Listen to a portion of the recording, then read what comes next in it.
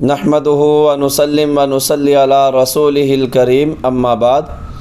چند دنوں کے بعد 2025 کے رمضان المبارک کی آمد ہوگی۔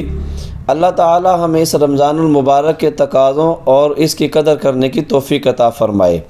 سیدنا ابو ہریرہ رضی اللہ تعالی عنہ سے روایت مروی ہے، رسول اللہ صلی اللہ علیہ وآلہ وسلم نے 3 طرح کے لوگوں کو بد دعا دی ہے۔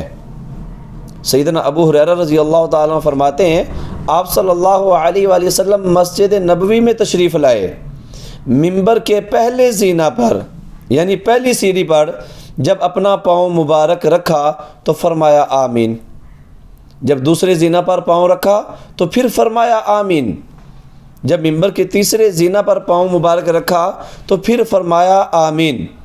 صحابہ کرام رضوان اللہ تعالی عنہم اجمعین عرض کی یا رسول اللہ کہ ہم نے آپ کو اس طرح کرتے ہوئے پہلی بار دیکھا ہے، اس سے پہلے کبھی نہیں دیکھا۔ تو رسول اللہ صلی اللہ علیہ وسلم نے ارشاد فرمایا سیدنا جبریل علیہ السلام نے 3 طرح کے لوگوں کو بد دعا دی ہے اور میں نے اس کے اوپر آمین کہا ہے۔ فرمایا پہلا وہ شخص کہ جس نے رمضان المبارک کا مہینہ پایا اور رمضان المبارک میں اللہ رب العزت کو راضی کر کے جنت حاصل نہ کر سکا تو سیدنا جبریل علیہ السلام فرمایا یہ شخص تباہ ہو جائے، برباد ہو جائے، ہلاک ہو جائے، تو فرمایا میں نے اس کے اوپر آمین کہا ہے۔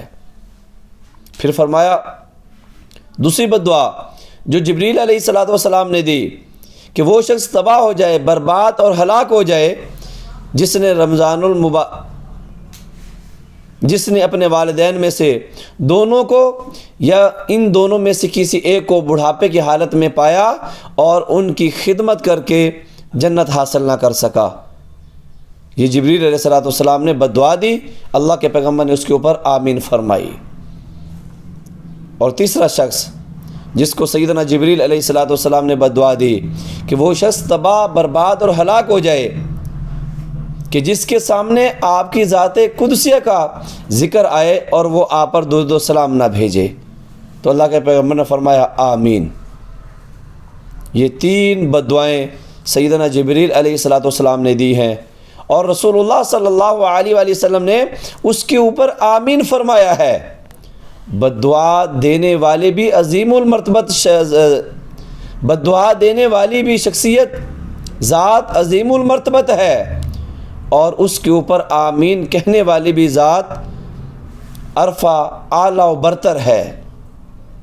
ان دونوں کی شخصیات نے اس بد دعا کو مزید گہرا کر دیا ہے۔ وآخر دعوانا ان الحمد للہ رب العالمین۔